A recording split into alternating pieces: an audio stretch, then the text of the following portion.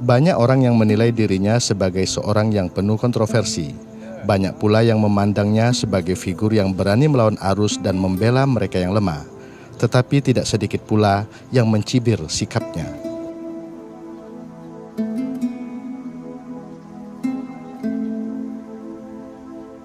I Gusti Putu Ekadana atau biasa dipanggil Ekadana adalah salah satu pengacara senior di Kota Mataram. Lelaki berusia 52 tahun, suami dari Pahroni, bapak dari 5 putra-putri dan kakek dari seorang cucu ini, dikenal sebagai pengacara yang berani menentang kekuasaan.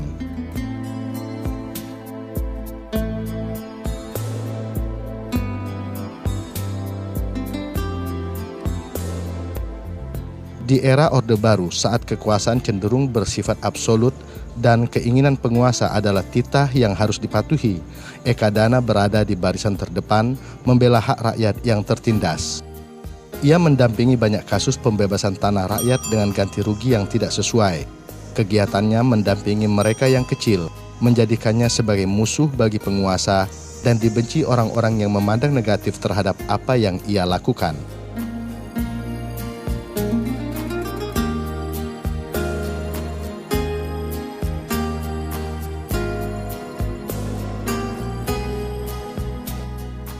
Sejak kecil kehidupan anak ke-9 dari 11 bersaudara, pasangan I Gusti Ketut Kaler dan Martiem ini penuh perjuangan.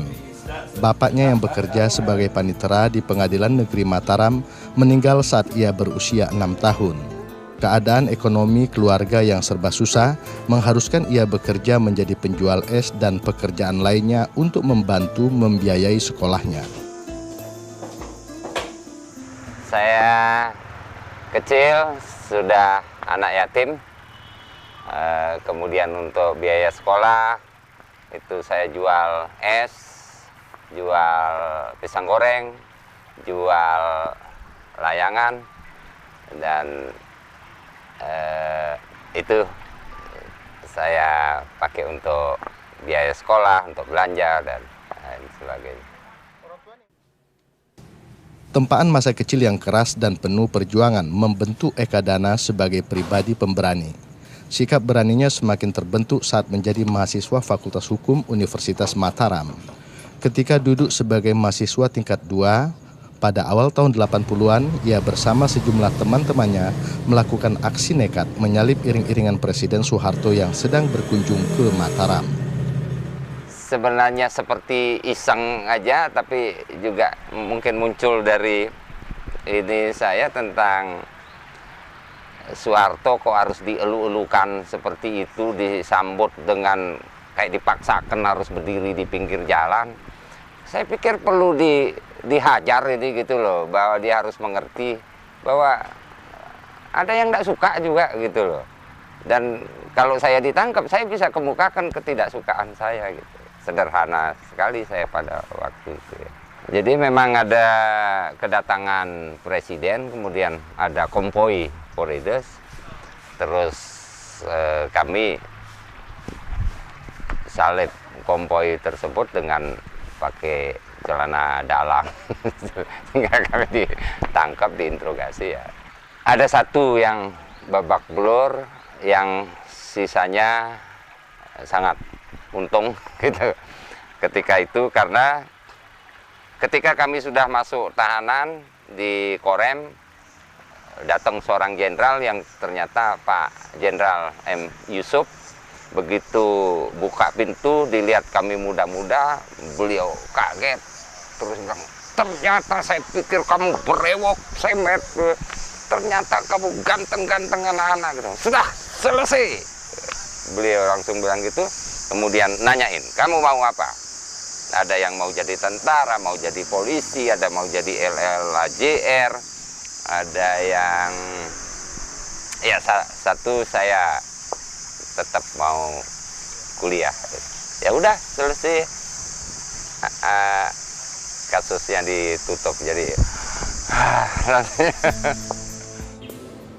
Setelah menyelesaikan pendidikan di Fakultas Hukum Universitas Mataram pada tahun 1986, Ekadana kemudian magang sebagai pengacara selama 6 bulan.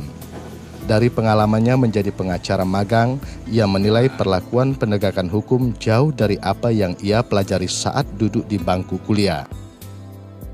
Setelah menyelesaikan magang, Eka Dana yang ketika itu baru berusia sekitar 28 tahun berkeliling Pulau Lombok mendatangi masyarakat yang tanahnya akan dibebaskan pemerintah.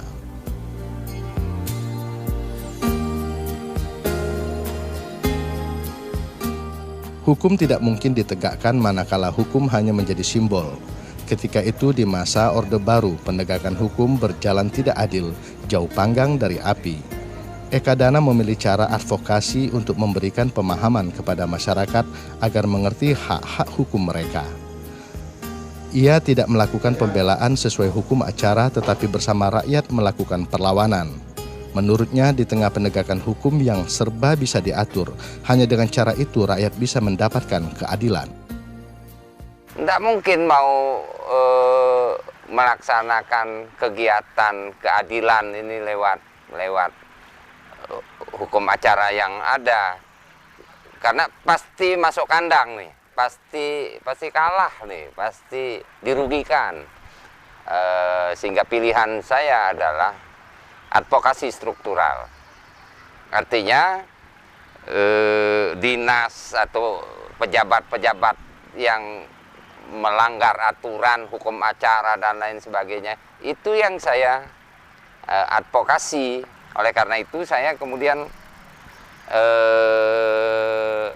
keliling Lombok, jalan kaki pesisir Lombok, saya datengin masyarakat yang lagi mau dibebaskan tanahnya, yang mau diusir, yang mau dimanfaatkan lahannya, kemudian mencari tahu di masyarakat seperti apa sih hukum hakim yang peradilan yang sebenarnya gitu. Jadi saya keliling Lombok itu mungkin ada berapa bulan untuk menyerap inspirasi dan get feeling kayak apa sih masyarakat gitu. Ternyata di masyarakat sudah ngapain ke pengadilan, kalau kita mau cari kambing kita hilang sapi kok, seperti itulah. Kemudian saya satu ketika duduk di pinggir pantai dengar obrolan, ngobrol-ngobrol di warung kopi. Ada cerita bahwa Pak, ada bapaknya ini gitu. Sekarang naik lari ke gunung, tidak berani pulang karena tanahnya 12 hektar diambil oleh siapa? Oleh polisi, ditodong, diledakkan pistol gitu di telinganya, dan dia tuli, terus trauma, tidak berani pulang. Sudah cukup lama gitu. Nah, dari situ saya melihat apa ini bisa dibawa ke pengadilan gitu loh. Akhirnya hari itu juga saya kumpulin anak-anaknya 13 orang. Kemudian saya suruh tebang pelepah daun kelapa, tak suruh pagar 12 hektar itu. Kemudian saya bilang, ini kamu punya, dan saya akan tunggu sampai orang itu datang gitu. Nah, kemudian benar aja orang itu datang bawa pistol, kemudian nodongkan lagi si polisi ini. Saya pegang pistolnya, saya anukan di arah kepala saya bilang, tembak! Saya bilang, nih, lihat nih, ada polisi mau tembak orang gitu. Dia keringat dingin juga, enggak jadi nembakkan dirinya. Saya bentak-bentak, dan di situ masyarakat mulai tahu kalau ternyata polisi itu bisa dilawan gitu, bukan dewa, bukan Tuhan yang semau-maunya. Dan mulai dari situ isu mulai menyebar, masyarakat baru mengerti ada orang hukum yang namanya pengacara yang tugasnya bantu masyarakat, tempat tumpahan pencari keadilan kayak gitu. Dan saya pesankan itu semua, dan mulailah berhembusan ini kemana-mana. Sikap keras dan berani melawan arus yang dilakukan Eka Dana sangat dipengaruhi pandangan dua tokoh besar dunia, Siddhartha Gautama dan Genghis Khan. Siddhartha Gautama rela turun tahta untuk menegakkan kebenaran, keadilan, dan dharma. Sedangkan Genghis Khan seorang yang ingin menghentikan perang dengan perang untuk menguasai dunia, karena perang dianggap bisa berhenti bila dunia berada di bawah sebuah imperium besar. Pemikiran dua tokoh besar itu menginspirasi Ekadana untuk terus berada di tengah masyarakat yang diperlakukan secara tidak adil. Ia berada bersama masyarakat dalam banyak kasus tanah seperti kasus Kute, Ruwu, dan Gili Trawangan.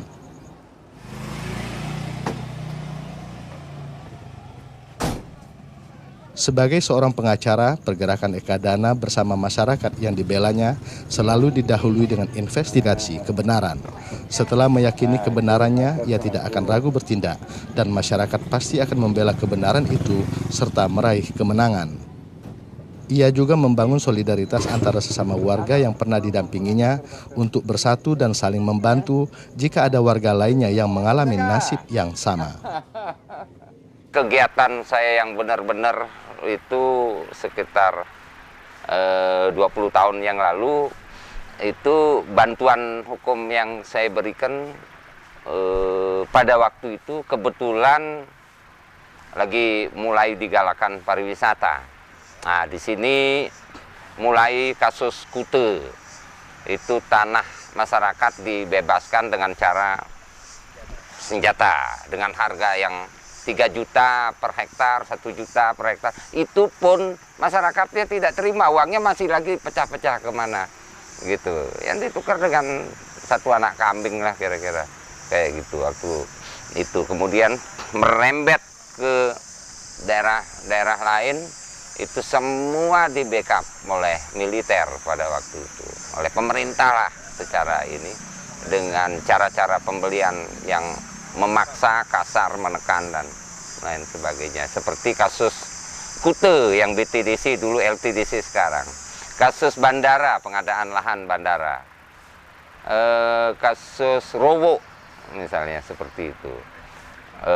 Itu satu desa, bahkan perusahaan pun sekarang udah bisa pesan kepada kekuasaan pada waktu itu untuk mendapatkan lahan yang dengan cara-cara seperti itu.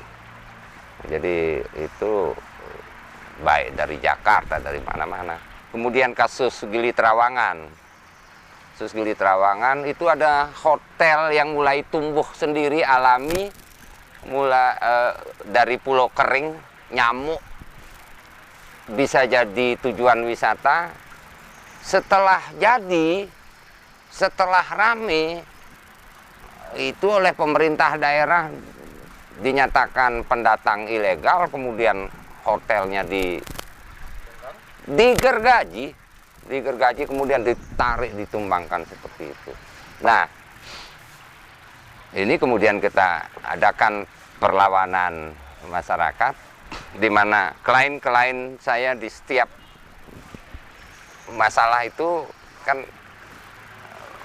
seperti Kute, Rowo, itu sebuah gabung untuk bela Trawangan.